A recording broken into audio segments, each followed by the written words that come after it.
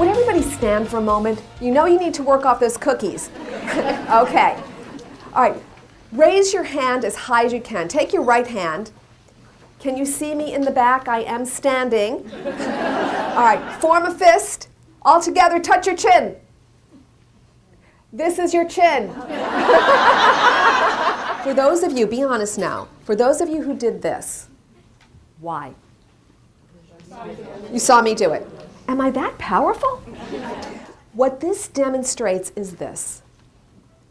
Whenever there's a disconnect, people will believe the visual over the words.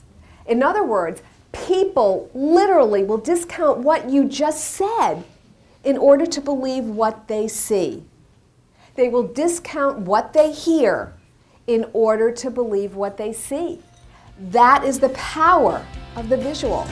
What you want to communicate in the workplace is professionally attractive because glamour is important. You want to wear makeup. You want to look good. That's part of your brand. But you don't want to push it to the extreme. Now, on the other end, the women who look frumpy, these are the women who have made it to a certain level. They've worked harder than anyone else. They're knowledgeable. But here's the mistake. At a certain point in your career, when you're a leader, it's no longer about what you know. It's about your leadership. Speaking is a leadership skill. Speaking is the new competitive advantage, and here's why.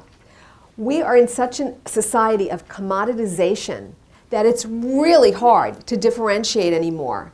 And what differentiates you as a brand from somebody else is your presentation.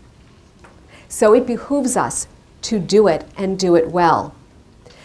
And if you avoid speaking, it's career suicide. You must get out there. This is one of those equalizers because when you're out there speaking, you're visible. Get out there and let your voice be heard. For the past 3 years, I've been working with an executive vice president. When I first met with her, she was a senior vice president. And we were tasked for working on her presentations. We did that, checked it off. But in working with her, I noticed something. She made a big contribution in terms of the revenues from her department. And yet, she was the best kept secret. I said, do people know what you're doing? And she said, I don't think so. Long story short, she's just made the cover of her industry newspaper. She is now looking for corporate positions on boards. She's really come out from someone who is invisible to someone who's really stepped up and is speaking up.